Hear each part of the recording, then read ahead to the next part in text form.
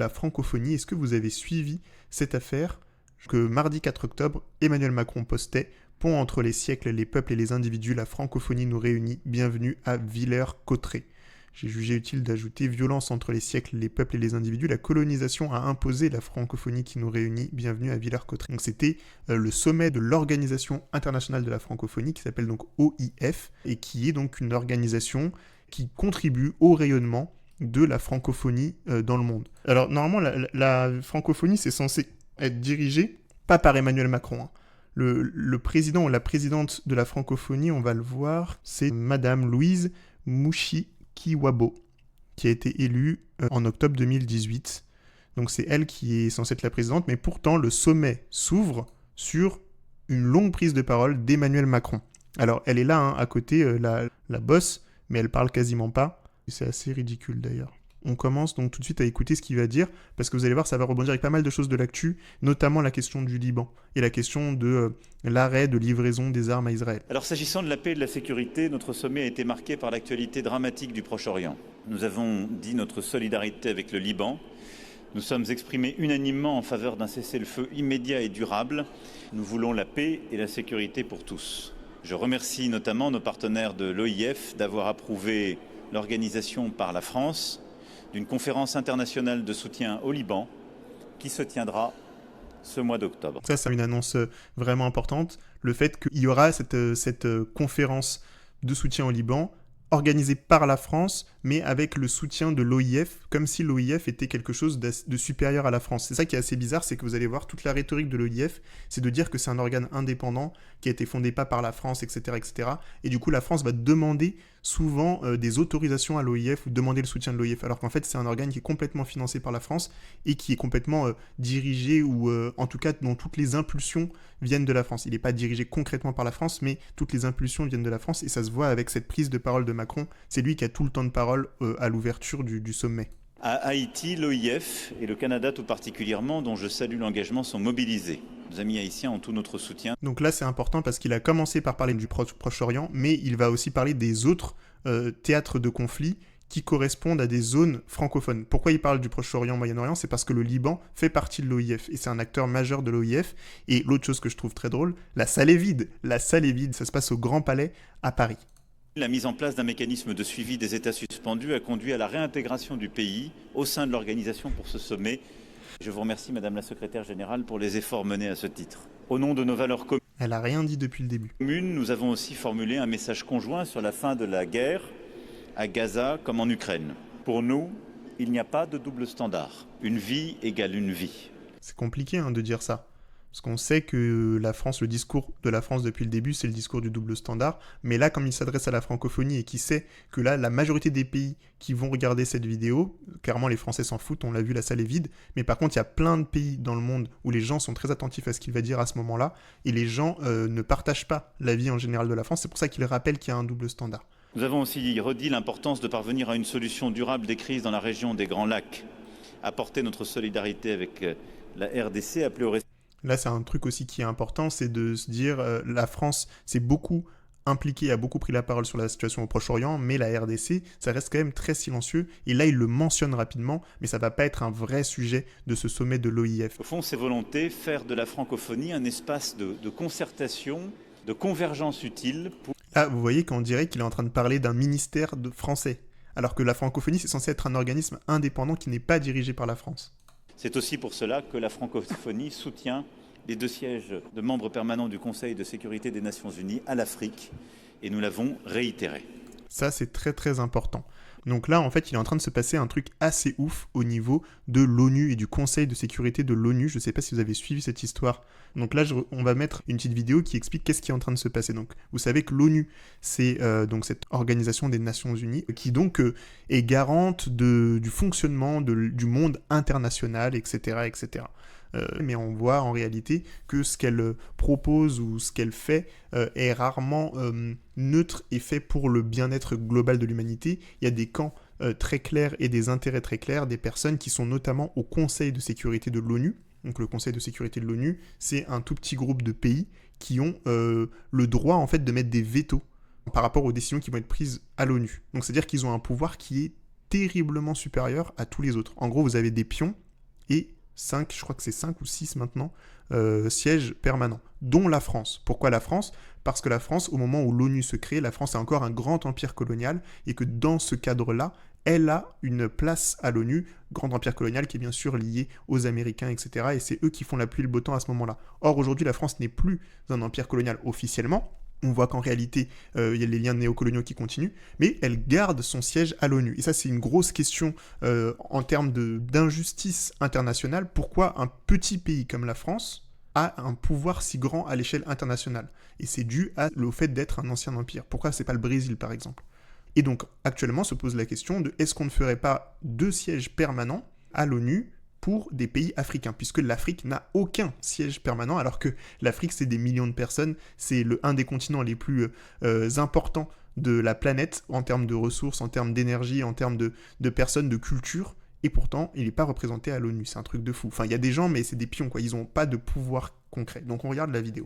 Le Conseil de sécurité, l'organe le plus puissant du système des Nations Unies, qui a la responsabilité principale du maintien de la paix et de la sécurité internationale, comme le stipule sa charte. 15 membres le composent, 10 non permanents répartis selon les différentes régions du monde et 5 permanents. La France, les États-Unis, la Russie, le Royaume-Uni et la Chine. Les nations puissantes au sortir de la Seconde Guerre mondiale.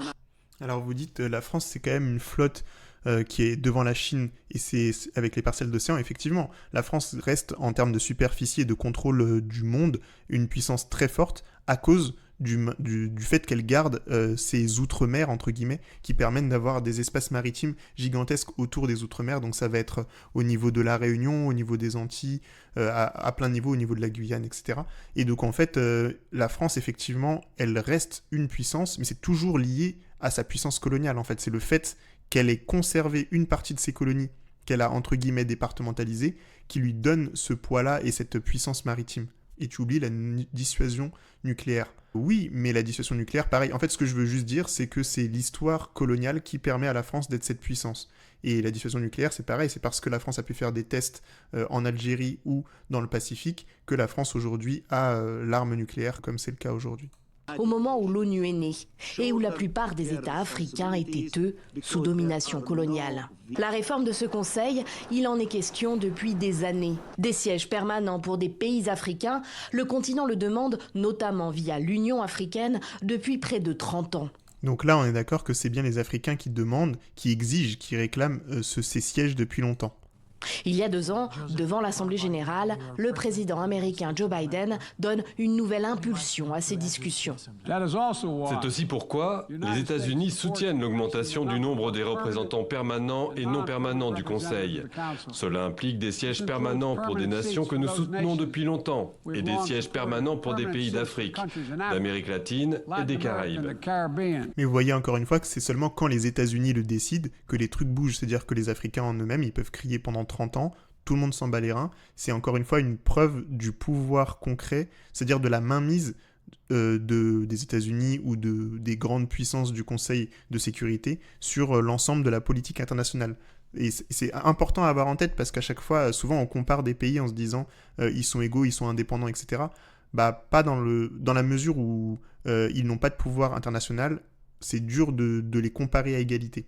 Une position détaillée récemment par l'ambassadrice américaine à l'ONU. Au nom de la justice, dit-elle, son pays propose non pas 1, mais 2 sièges permanents pour la... Vous avez vu le truc, c'est que au nom de la justice, il propose des sièges. Mais gros, en fait, c'est le problème, c'est le système en général.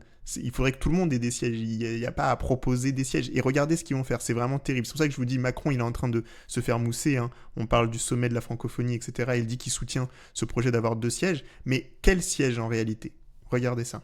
Afrique au Conseil de sécurité, mais dans des conditions particulières. Nous avons été très clairs sur le fait que nous ne soutenons pas l'extension du droit de veto. Aucun des membres permanents ne veut renoncer à son droit de veto, pas même nous. Je suis honnête. Nous ne voulons pas renoncer à notre droit de veto. Et nous pensons que si nous étendons ce droit de veto à tous les membres, ça rendra le Conseil plus dysfonctionnel. Donc en gros, ça n'a aucun intérêt. Ça n'a aucun intérêt.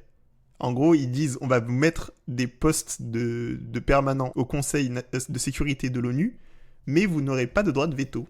Donc en gros, vous restez nul. Ça n'a aucun sens, vraiment.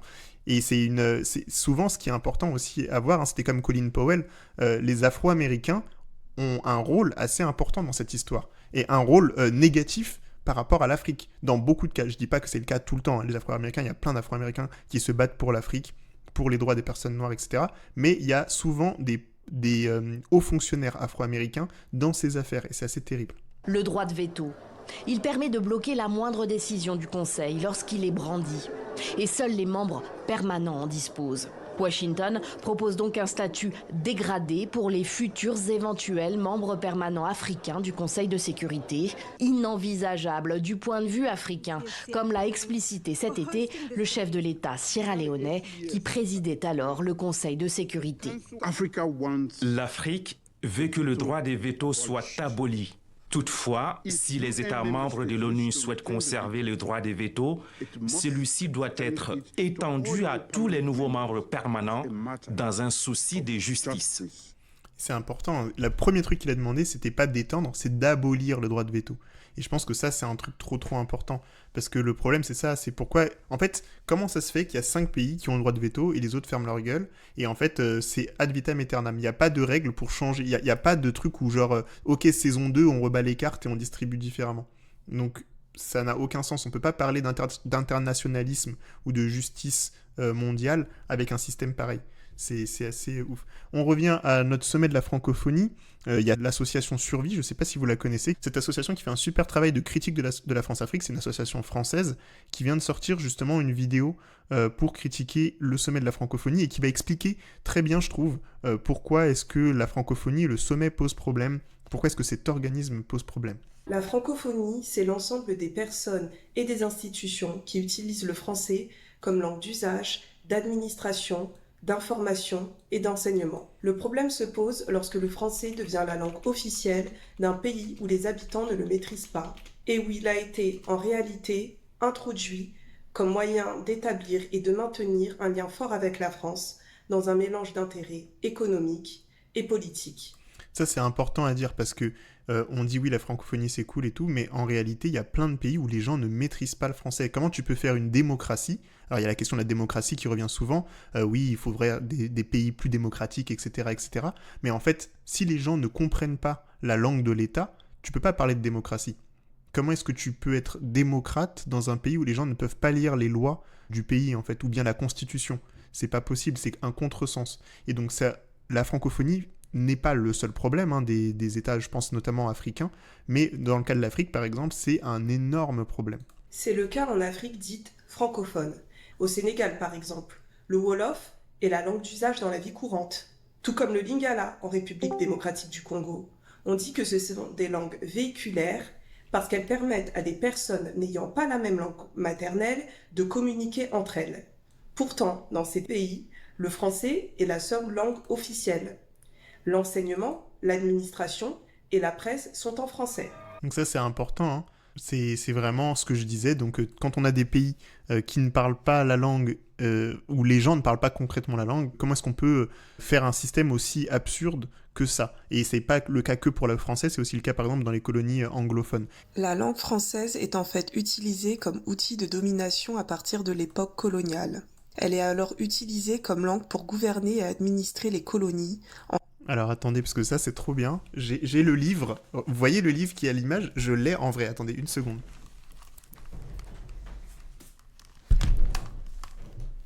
Vous avez vu ça? Et effectivement, dans ce livre, vous avez des dingueries de ouf. En fait, ils ont fait une sorte de petit abécédaire. La couverture est un enfer concret. Les EVA d'Indochine donnent le latex dont on fait le caoutchouc. Et oui, puisque vous savez que Michelin, la grande entreprise de pneus, française qui est très connue et qui fait la grandeur en partie de la France, en fait utilisait de l'EVA d'Indochine grâce au travail forcé des indigènes indochinois. Voilà. Donc tout ça, c'est dans ce genre de livres qui nous montrent bien l'esprit un petit peu de l'époque coloniale. Alors, Réa, je crois qu'on te voit. Tu peux dire coucou? Le géographe français Onésime Reclus, à qui l'on doit le terme francophonie, estime en effet que la Renaissance française doit se faire en Afrique, et l'instrument qui permettra d'y assurer une présence durable est le français. Il s'agit, je cite, d'assimiler nos Africains, de quelque race qu'ils soient, en un peuple ayant notre langue comme langue commune. Plus tard, alors que le français devient la langue unique d'enseignement dans les colonies africaines de la France, le gouverneur de la colonie, Jean Jubelin, va plus loin dans le projet idéologique colonial. L'idée est de créer, je cite, chaque année, une pépinière de jeunes sujets propres à devenir l'élite de leurs concitoyens, à éclairer à leur tour et à propager insensiblement les premiers éléments de civilisation européenne chez les peuples de l'intérieur. Le célèbre général Louis Faidherbe, qui deviendra président d'honneur de l'Alliance française lors de sa création en 1800, décrit l'objectif de celle-ci: étendre l'influence de la France en facilitant ses relations sociales et ses rapports commerciaux avec les différents peuples par la propagation de sa langue. Le mot est lâché. L'influence, un des moteurs de la politique coloniale de la France en Afrique, se fera à travers la langue française. C'est vraiment terrible, hein. C'est pour ça que l'Académie française est restée aussi réactionnaire. Je pense que ça joue. Franchement, je pense que ça joue. Parole de la francophonie qui a parlé par rapport à toutes les critiques qu'il y a. Je vais vous faire écouter un petit extrait. La langue française, elle n'appartient pas aux Français. L'OIF a été créé par 4 hommes du Sud, pas par la France. Ça a été créé par le président du Sénégal, Léopold Sédar Senghor, le président du Niger, Amani Diori, le roi Sihanouk du Cambodge et le président Bourguiba de Tunisie. Ce sont 4 hommes des pays du Sud qui ont décidé que la langue française pouvait être un atout dans leur coopération avec le reste du monde. Donc voilà, il faut changer de mindset. Bonjour. Donc ça, c'est un peu le discours qu'il y a de la part de la porte-parole de la francophonie qui explique justement que c'est pas un truc si colonial, on est longtemps après. Et c'est vrai que ça pose beaucoup de questions parce que oui, certes, ça a été créé dans le cadre de la colonisation, mais aujourd'hui, on l'a vu, hein, c'est pas censé être la France qui est à la tête de ce truc. Donc, comment ça se fait qu'on ne peut pas se le réapproprier ? Est-ce que les États de la francophonie, qui sont donc très nombreux, je crois qu'il y a 88 États, ne pourraient pas être une force assez puissante pour en fait s'emparer du français ? Et justement, c'est une question à laquelle va très bien répondre la vidéo de survie. On entend souvent que la francophonie serait le résultat d'une demande africaine. Ceci est un mythe construit de toutes pièces dans les années 60. Après avoir créé la conférence des ministres de l'éducation des pays africains et malgaches d'expression française... Attendez, après avoir créé quoi ? Créé la conférence des ministres de l'éducation des pays africains et malgaches d'expression française... Donc en gros, la Confémène, non, c'est drôle, des ministres d'expression française, des pays africains et malgaches d'expression française. Ouf. La France hésite. La francophonie, c'est une grande idée, explique le général de Gaulle. Mais il ne faut pas que nous soyons demandeurs. Et pour cela, pas de problème. On va faire porter l'idée par des alliés de la France, comme le Sénégalais Léopold Sédar Senghor. En réponse à cette demande spontanée, est créée en 1970 l'Agence de coopération culturelle et technique, qui deviendra en 2006 l'Organisation internationale de la francophonie. Donc voilà, hein. On va regarder rapidement la prise de parole de la ministre des Affaires étrangères du Sénégal. Bonjour, nous sommes... Donc le Sénégal qui a un régime quand même qui a changé récemment politiquement. Il y a Bassirou Diomaye Faye qui est arrivé au pouvoir, qui essaye de rompre un peu avec la politique france-africaine, en tout cas pas de manière très frontale, mais quand même il y a une sorte d'éloignement de la politique france-africaine, et donc sa ministre était là. Elle va parler de Gaza un petit peu dans ce texte. Mais moi, je suis pour une francophonie solidaire. Une francophonie solidaire dans la mesure où nous partageons une histoire coloniale, une histoire néocoloniale, une histoire aujourd'hui d'États qui sont en train de s'affirmer. Ça, c'est important. Elle replace tout de suite le truc. La francophonie, c'est pas juste on parle tous français, c'est une histoire coloniale. Le continent qui est en train de dire qu'il faut reconnaître la diversité politique, il faut reconnaître la diversité culturelle, et il faut que le multilatéralisme soit revisité et renouvelé. Donc, je ne me remets pas en cause cette position politique de la francophonie, mais je ne pense pas que la francophonie devrait être l'espace où nous prenons des décisions politiques au niveau multilatéral, parce que nous avons des intérêts au niveau africain que nous devons. Mais moi, je trouve ça incroyable qu'on soit encore obligé de re-raconter tout ça, tu vois. Et c'est assez fort quand même de la part de c'est Yacine Fall, c'est ça ? Ouais. De réussir à dire ça à TV5 Monde, c'est pas... C'est réaffirmer en face de tous les commanditaires ou les puissants que oui, effectivement, en fait, vous prenez des décisions pour nous et c'est pas à vous de les prendre, quoi. Maintenant, si les intérêts de la francophonie en tant qu'espace culturel, de langue, converge avec les intérêts de l'Afrique ou de notre sous-région, bien sûr, nous sommes ensemble. Aujourd'hui, le Sénégal, en tant que pays dont le président Senghor avait donné un passeport diplomatique à Yass, qui préside le comité pour les droits inaliénables du peuple palestinien, ne peut pas s'aligner derrière la position politique de la francophonie par rapport à la Palestine. C'est important, parce qu'elle dit, voilà, ça fait longtemps que le Sénégal a fait son choix, et le Sénégal, c'est quand même le pays le plus proche de la France en termes de diplomatie, etc. Donc si le Sénégal, il est sur cette ligne, vous imaginez la plupart des autres pays d'Afrique et la plupart des pays du monde qui sont vraiment critiques de l'action d'Israël et de la politique israélienne par rapport à ce qui se passe à Gaza et par rapport à la question palestinienne. Et donc là, elle est très claire. Même depuis l'époque de Senghor, le Sénégal a toujours été défenseur du droit à l'État palestinien d'exister. Et donc aujourd'hui, il continue cette logique-là, quoi. Mais parce qu'aujourd'hui, le Sénégal dit que ce qui se passe en Palestine est un génocide. Je ne pense pas que la francophonie dit que c'est un génocide. Donc là, vous voyez vraiment ce truc de chaque pays a sa manière de parler. Et au sein de la francophonie, c'est ce qu'elle essaie de poser comme question. Est-ce que c'est un organe politique ou simplement culturel ? Et donc là, elle dit il faut que la francophonie ne soit pas un objet de manipulation politique, puisque de toute façon, on n'est pas raccord avec la position de la France, qui est un peu à la tête de la francophonie. Là, juste en 2 phrases, elle réexplique la multiplicité des points de vue, quoi, et la complexité de qui dit quoi dans chaque pays. Qu'est-ce qu'on pense vraiment ?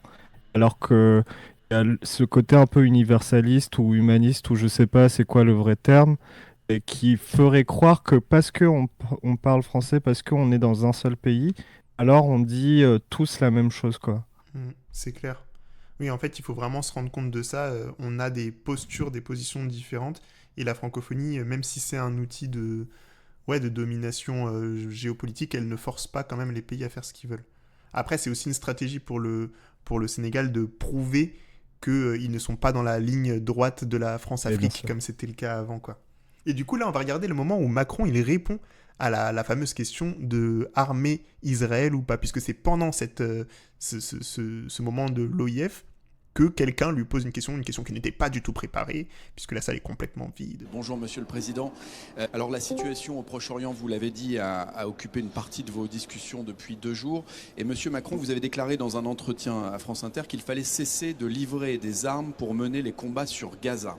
Alors à qui adressez-vous ce message ? Est-ce que le président américain, Joe Biden, est le premier destinataire de ce message ? Et par ailleurs, comment pouvez-vous vérifier que le matériel dit défensif qui est fourni par la France n'est pas utilisé de manière même détournée par Israël dans des frappes sur Gaza ou sur le Liban ? Je vous remercie. Merci beaucoup. Je peux vous confirmer sur le deuxième point que ça n'est absolument pas le cas. Ensuite, C'est marrant parce qu'on lui a demandé « Comment pouvez-vous confirmer que ce n'est pas le cas ?» Et il a répondu direct « Je peux vous confirmer que ce n'est pas le cas. » Ok, on se passera de preuves, c'est pas grave. On va faire comme si tu avais dit la vérité. Voilà. C'est une manière de répondre, voilà. Nous sommes en solidarité avec la sécurité d'Israël. Et je le dis... Là, il a reçu un petit message genre « Attention à ce que tu vas répondre ». La France, au-delà de ce message de solidarité, et réitérant le fait que nous n'oublions rien et que nous demandons la libération des otages, est aux côtés d'Israël et de sa sécurité. Il se répète complètement parce qu'il ne sait pas quoi dire. Et là-dessus, c'est sans ambiguïté, nous l'avons encore montré ces derniers jours. Lorsque l'Iran a déclenché des frappes, la France était mobilisée et j'ai tout de suite accédé à la demande du Premier ministre Netanyahou pour participer à la sécurité d'Israël. Voilà, là il a essayé de se donner vraiment, pas se brouiller avec Netanyahou, etc., dire tout va bien. Mais, et là il va mettre son mais. Donc là il va essayer de faire genre il montre les muscles. Attention, Macron montre les muscles. Néanmoins, nous essayons aussi d'être cohérents. Et lorsque ça va être dur, hein. Nous demandons des cessez-le-feu, c'est le cas pour Gaza, ça a aussi été le cas pour le Liban la semaine dernière, eh bien, nous tâchons de ne pas demander un cessez-le-feu tout en continuant à livrer les armes de la guerre. Et je pense que c'est simplement de la cohérence. Waouh. Première fois de sa vie que Macron fait semblant de s'intéresser à la cohérence. Mais en fait, le truc, c'est que personne n'y croit. Il faut être cohérent. On ne sait pas cohérent avec quoi, mais il faut être cohérent. Et donc, je vous confirme que, pour ma part, je considère qu'aujourd'hui, le cessez-le-feu à Gaza est une priorité pour permettre de reprendre les actions humanitaires à plein et permettre aussi de travailler à la solution politique qui seule assurera la paix et la sécurité pour tous. Et pour ce qui est du Liban, nous appelons aussi au cessez-le-feu. Le président Biden, comme moi-même, avons endossé un texte de cessez-le-feu, et donc les États-Unis d'Amérique étaient favorables pour le Liban. Et là, vous voyez qu'il y a un truc très important dont on va parler là maintenant, c'est le lien entre la France et le Liban. Donc écoutez vraiment bien la manière dont Macron parle de Gaza, ça va toujours très vite. Et par contre, quand il s'agit du Liban, là, il va vraiment mettre en place des efforts et surtout montrer qu'il met en place des efforts. C'est-à-dire qu'on ne sait pas à quel point il a mis en place des choses, mais il veut montrer qu'il le fait. Et ça c'est important. Et je regrette que le Premier ministre Netanyahou ait fait un autre choix et pris cette responsabilité, en particulier d'opérations terrestres sur le sol libanais. Et donc oui, si on appelle à un cessez-le-feu, la cohérence c'est de ne pas fournir les armes de la guerre. Et je pense que ceux qui la fournissent ne peuvent pas chaque jour appeler à nos côtés au cessez-le-feu et continuer de les approvisionner. Donc là, est-ce qu'il est en train de tacler un peu aussi les États-Unis ? C'est vraiment intéressant ce moment parce que ça pose la question, pourquoi est-ce qu'il réagit maintenant ? Et moi, je pense que c'est notamment parce que le Liban est touché. Et vous me dites dans les commentaires ce que vous en pensez, mais je crois que s'il montre les muscles, c'est vraiment parce que la guerre s'est étendue militairement au niveau du sol. Sur le Liban, puisque vous m'offrez l'occasion d'en parler, je voudrais là aussi confirmer, comme je l'ai fait dans mon propos introductif, le fait que nous tiendrons donc dans les toutes prochaines semaines cette conférence de soutien qui a vocation à apporter de l'aide humanitaire et à consolider les efforts de la communauté internationale et à apporter aussi des éléments de soutien aux forces armées libanaises pour sécuriser, en particulier le sud Liban. C'est trop vide, c'est trop vide.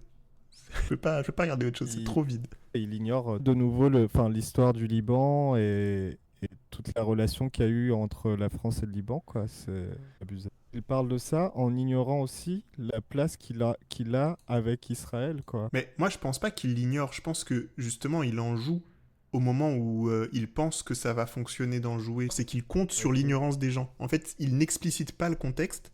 Et comme ça, en tant que Français, comme on connaît pas l'histoire, on a l'impression que, genre, il est touché. Mais en fait, non, il y a beaucoup de choses qui se jouent au Liban pour la France. Du coup, on va regarder cette petite vidéo de Macron, justement, qu'il a faite juste au moment où il y a eu les frappes au Liban. Libanaises, Libanais, mes chers amis, une fois encore, je voulais m'adresser à vous directement. Votre pays est si cher à mon cœur, si cher au cœur de nos compatriotes. Fort de notre longue histoire commune, à chaque épreuve, nous nous tenons à vos côtés, fidèlement, fraternellement. C'est ouf de dire ça. C'est ouf. Parce que notre longue histoire commune, c'est l'histoire coloniale. Et en fait, le truc, c'est que la France, elle joue sur le fait qu'elle fait partie, donc ça on en a parlé dans le dernier live, vous pourrez retrouver le replay sur notre chaîne, mais elle fait partie de ceux qui ont permis la construction de l'État du Liban tel qu'il est aujourd'hui, c'est-à-dire le fait de dessiner les frontières comme elles sont, quoi.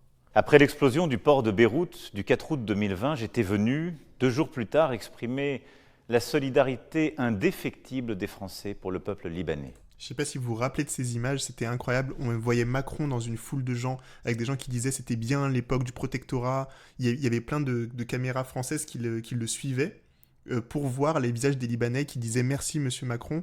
Et ils interviewaient des gens qui disaient l'époque de la colonisation c'était bien, la France a toujours été avec nous. Enfin, c'était une dinguerie ce truc. Aujourd'hui, à nouveau, le Liban est frappé par le chagrin et la peur. Le chagrin et la peur s'appellent comment ? Chagrin pour toutes les victimes civiles des attaques de cette semaine, pour leurs proches endeuillés. La peur aussi, celle qu'à la crise économique, à la crise politique, à la crise... Ouais. Il n'a pas dit les mots. Il a évité certains mots. Ouais. S'ajoute maintenant la guerre. Alors que votre pays n'en finit pas de surmonter les épreuves, le Liban ne peut vivre dans la peur d'une guerre imminente. C'est quand même une dinguerie de s'adresser directement à la population d'un pays alors qu'il y a un gouvernement de ce pays. Je ne sais pas si vous notez le niveau de dinguerie que c'est. Personne ne fait ça. Aujourd'hui, j'ai eu l'occasion d'échanger avec vos dirigeants, avec aussi les acteurs déterminants de la crise. C'est-à-dire, le gars, il s'en bat les reins des dirigeants. Il a dit, j'ai parlé avec eux, mais vas-y, je vais vous parler maintenant à vous direct, parce qu'ils sont nuls. Et vous allez voir, il va vraiment dire ça, en fait. D'Israël à l'Iran. Je leur ai dit que le Liban devait être préservé et la guerre évitée. Et il appartient à vos responsables politiques aussi d'agir en ce sens, et c'est ce que je leur ai dit. Vous avez vu le niveau quand même ? Genre, il est parti parler aux responsables politiques. C'est ce que je leur ai dit. Je suis un peu le daron et je sais pas ce qu'ils font, les enfants. Mais je leur ai dit de le faire. Mais vous voyez, il s'est mis en retrait de la scène nationale en France, il a laissé Barnier gérer tout. Par contre, il a fait des dingueries comme ça, où il bypasse complètement la diplomatie française, et il prend la parole comme le chef d'État, alors que ça devrait être le ministère des Affaires étrangères qui parle, ou bien l'ambassadeur de France au Liban qui parle pour ce genre de truc. Mais là, non, il parle en son nom propre, en adresse directe aux Libanais sur X. C'est même pas sur... c'est vraiment en mode public. Et ouais, il fait ça parce que c'est le Liban. Je sais plus qui avait dit ça, mais c'est en gros de la diplomatie entre pays. Mais ce qui est dommage, c'est que... Enfin, effectivement, c'est de la diplomatie entre pays, mais il faut expliquer la relation que la France a avec le Liban. C'est pas dans son intérêt. Et le fait de pas le faire, du coup, pas bien. C'est très mal, Macron. Et rien, aucune aventure régionale, aucun intérêt privé, aucune fidélité à quelque cause que ce soit ne mérite de déclencher un conflit au Liban.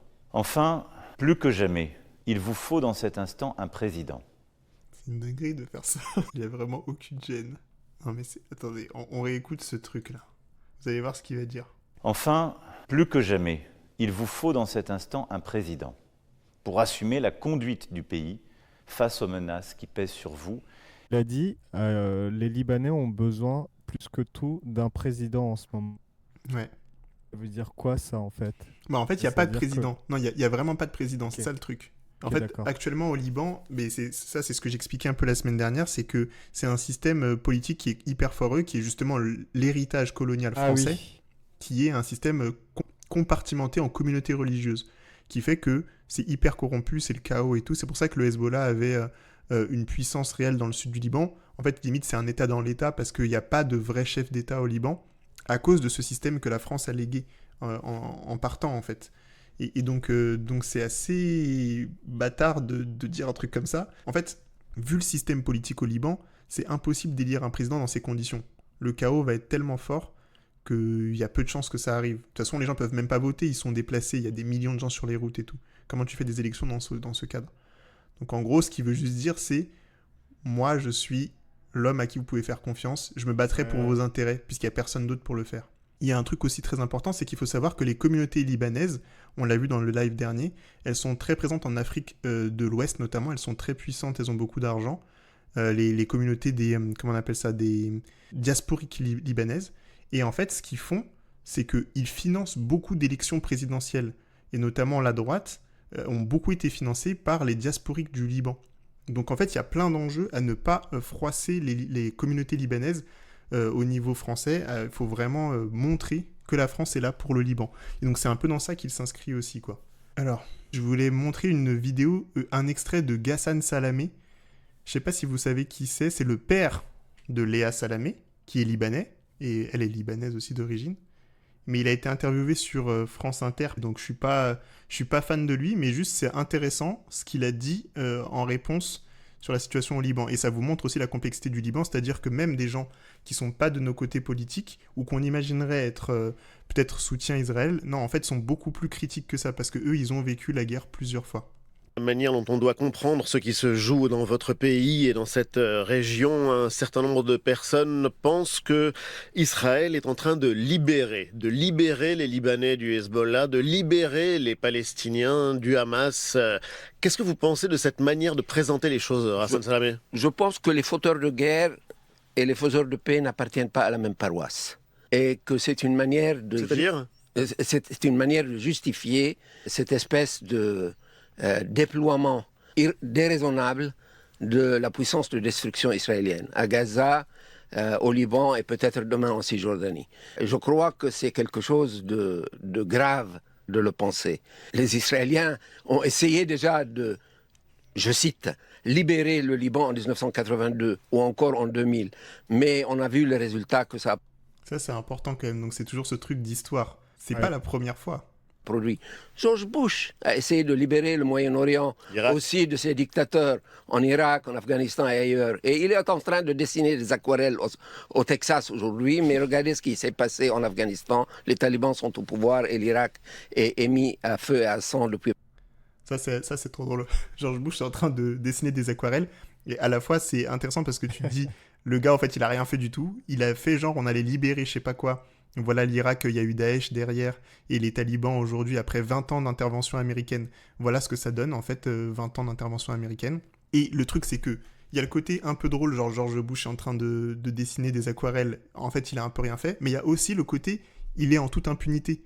C'est-à-dire que le gars a dévasté des pays, permis 20 ans d'occupation étrangère, et qui ont généré une haine et une violence tellement forte qu'aujourd'hui on a des régimes hyper violents qui sont derrière, et pourtant il est posé, chill, en train de faire ses aquarelles. C'est-à-dire qu'il est même pas devant la cour pénale internationale, le gars s'en bat les reins. Quoi ? C'est clair. Et après, t'as les gens qui sont en train de critiquer le régime des talibans et tout, en disant les talibans sont apparus de nulle part. 20 ans d'occupation américaine, en fait. Bon, après, ils étaient là avant. C'est pas les Américains qui les ont créés, mais ils les ont beaucoup armés avant, à l'époque de la guerre contre l'URSS. Bah du coup, on a un peu fait le tour. Est-ce qu'on tease ou pas ? Ouais, bah en vrai, on est en train de réfléchir en ce moment à level up la chaîne, vraiment à essayer de faire des émissions plus régulières avec plus de moyens et du coup on aura besoin de votre soutien encore plus affirmé pour nous soutenir financièrement pour celles et ceux qui en ont les moyens. C'est pas encore fini tout ça, on est en train de faire un nouveau site web qui vous permettra de nous soutenir directement et mensuellement, comme ça nous permet d'avoir un truc un peu stable qui nous permet de payer nos équipes, donc on travaille avec plusieurs monteuses pour tous les montages des vidéos que vous voyez, avec des gens qui font, quelqu'un qui fait les vignettes, des gens qui s'occupent aussi en arrière-plan d'écriture de certains formats, mais il nous faut un peu de financement mensuel, qu'on soit à peu près sûr que ça tombe, qui nous permet de payer toutes ces charges-là, et on va essayer d'avoir au long terme un plateau. Mais on va vous en reparler plus tard au fur et à mesure. Et on est content, moi je suis content en vrai de la petite jauge là au-dessus. C'est vrai que c'est un peu évolué. visuel. On a quand même déjà 56 contributeurs, donc voilà, j'espère que au rendez-vous quand ça sera propre.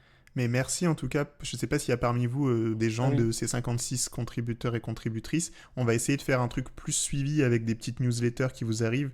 Et dans tous les cas, tout notre contenu restera toujours gratuit, donc le fait de nous soutenir, ça ne donne pas accès à du contenu spécial, genre caché des autres. Tout notre contenu va être disponible, c'est juste que ça nous aide à tenir en fait le rythme et à faire des vidéos de qualité et surtout à rémunérer les gens avec qui on travaille. Et je vous dis à bientôt sur la chaîne Histoire Crépue. Ciao, ciao, ciao!